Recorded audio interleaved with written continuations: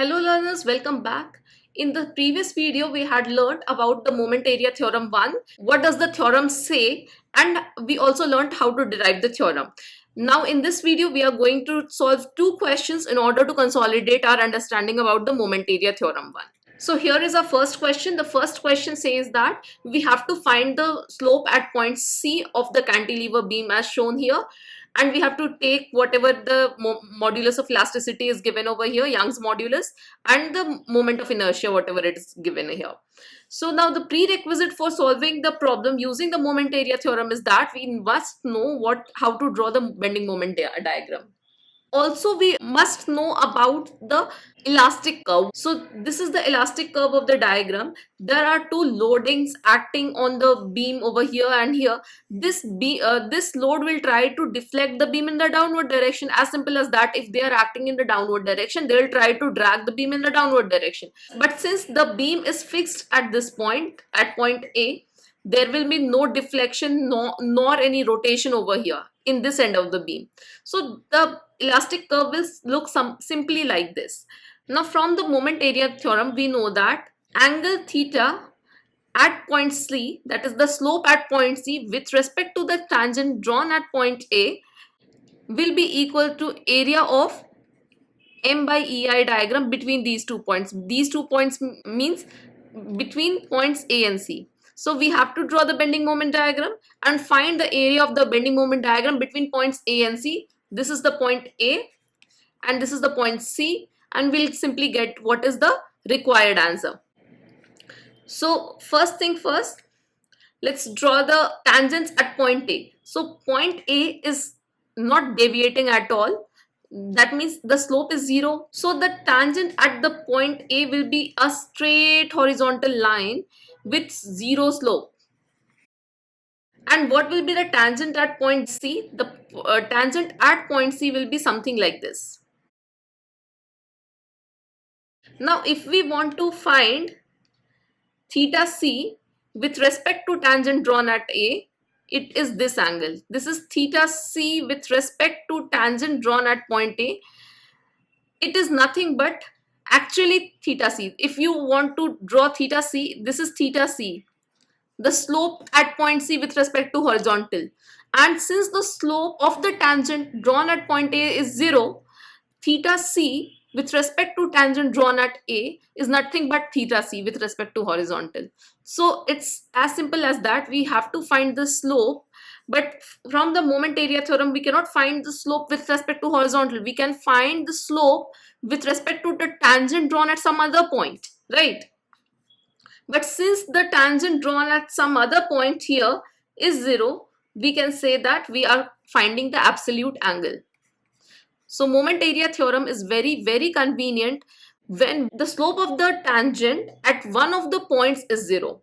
So you should know where you will find the slope of the tangent as 0. Okay, so this is nothing but it is theta C minus theta A, which is equals to area under the M by EI diagram between points A and B, right? Now our next step is to find the M by EI diagram. For finding the M by EI diagram, we must know how to draw the bending moment diagram. That is the prerequisite of the moment area method. If you know how to draw the bending moment diagram, it's good. If you don't know, you cannot do the questions using the moment area theorem. Now this load is trying to deflect the beam in the hogging moment. What is hogging? It is trying to deflect the beam in the sad smiley like this. So it is a negative moment, right? I have already explained you what is positive moment, what is negative moment, what sign conventions do we usually follow. If you consider a section over here, this is trying to make the beam make a sad face about this point xx. So it will cause a hogging moment. So let's draw the bending moment diagram over here. 6 fours are 24. That means it's 2.4 kilonewton meter. And here it is. Now if you just divide it by EI, you will get the M by EI diagram. It's 9.6 kilonewton meter by EI. So if you divide it by EI, you will simply get the M by EI diagram. Now we just got our M by EI diagram, and these are both hogging moment. So the M by EI diagram is negative. Now in order to find theta C, what we will do? We'll find the area between A and C of the M by EI diagram. So here it is the M by EI diagram. We simply have to find the area of this diagram. So I hope how to find the area you must be knowing. You just have to find the area of this trapezium, and you have to find the area of this triangle. This height is given to you as 2.4. This distance is 0.6. This distance is 0.9 meters. So simply you have to put the values and find the answer. So theta C minus theta A is nothing but area under M by EI diagram. Now one thing you should remember, that since the area is negative, whatever area we are going to put, we are going to put it with the negative sign. So minus, so the area of trapezium is half into sum of parallel sides into height. So sum of parallel sides is 9.6 plus 2.4 and height is how much? 0.9 whole divided by EI minus, and the area of the triangle is half into base into height. So half into what is the base? Base is over here is 0.6 into what is height? Height is 2.4 by EI. Now one thing is very, very important that you should keep in mind while solving the problems, else you are going to commit a mistake. It is that here this is given in kilonewton meter, and the unit of E is given in kilonewton per millimeter square, and I is given in millimeter to the power 4. So the units are not matching. So what you have to do, you have to convert this kilonewton meter into kilonewton millimeter, so that it is compatible with E and I. Then only you should put the values and get the answer. So let's do that. Theta C is equals to minus 0.5 common, and in the base it is EI. E is 200. It is kilonewton meter over here. Kilonewton meter. So it's 200 into 3.221 into 10 to the power 6, and here it is 0.9 into, what am I doing? It 10 to the power 3 in order to convert kilonewton meter into kilonewton millimeter. Okay, plus,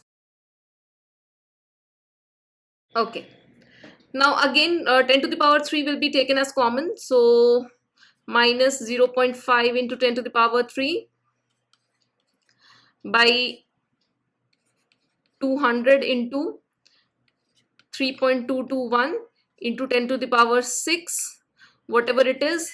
Now 12 nines is 1.44. Let me just calculate this quickly. 10.8 plus 1.44.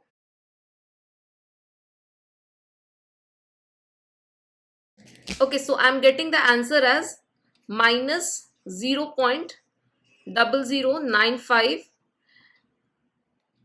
into 10 to the power minus 3. That means I should write minus 9.5 into 10 to the power minus 6 radians.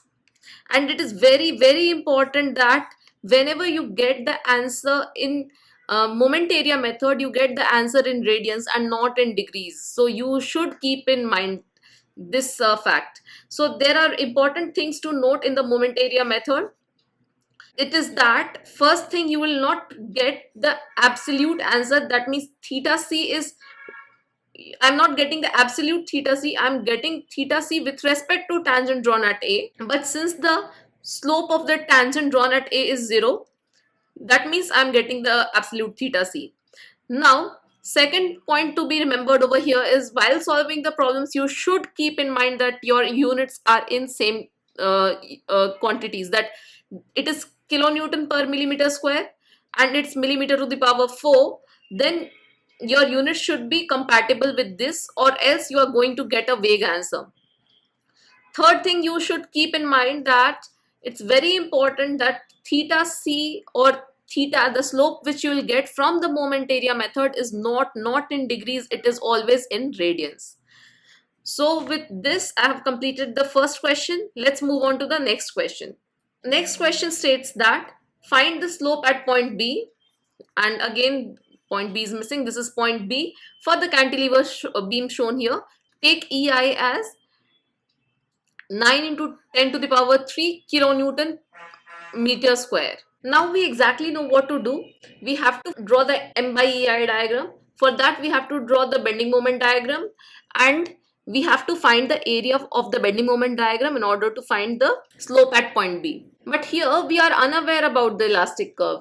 We don't know how the beam will deflect, because this 60 kilonewton load is trying to rotate the beam like this in the hogging way, and the moment is trying to rotate the beam in the sagging way. So I don't know whether the beam will hog or ultimately it will sag.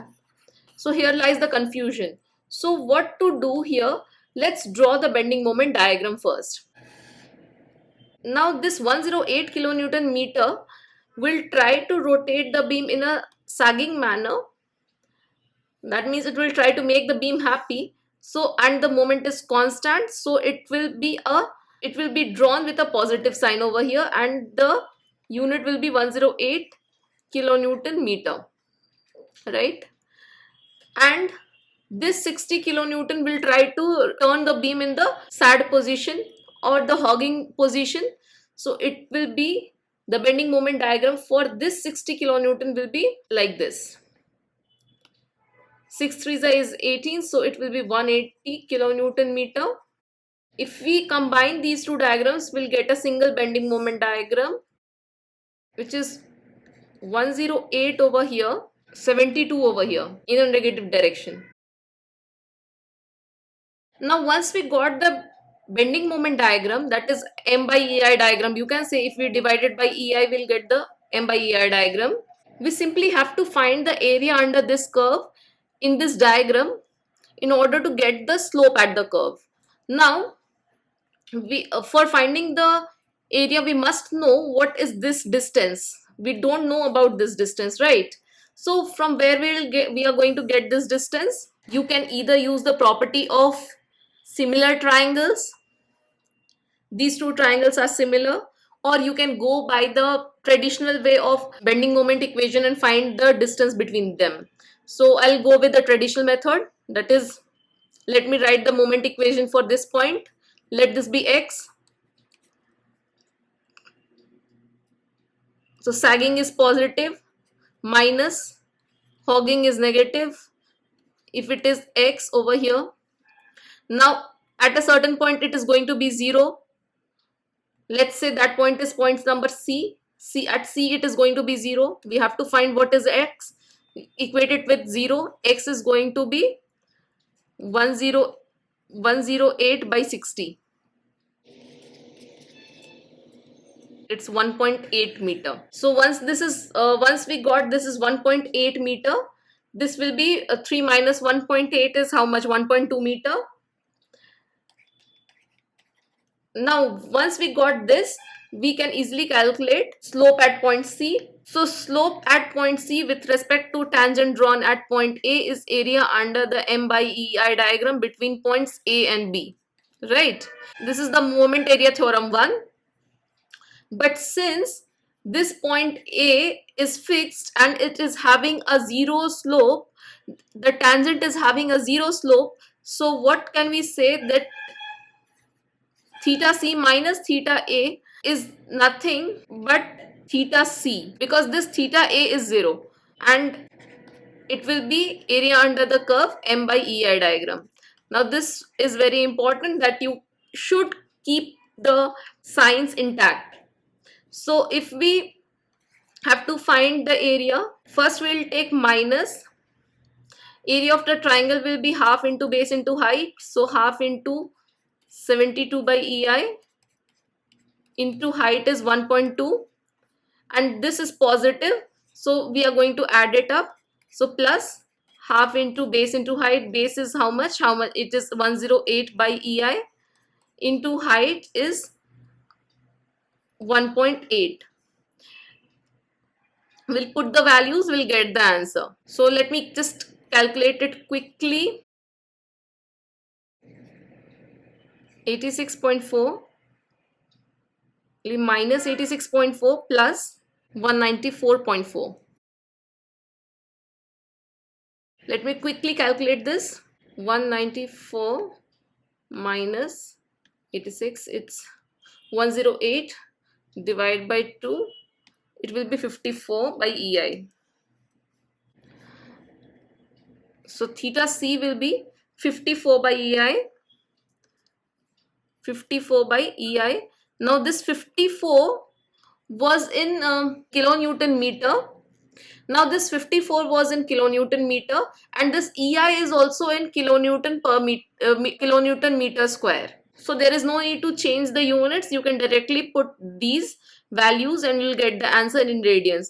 So it is 54 by 9 into 10 to the power 3 radians. Is 6 into 10 to the power minus 3. So answer will be 6 into 10 to the power minus 3 radians. Now, one more thing I would like to highlight, which I forgot in the previous question. Here theta C is positive.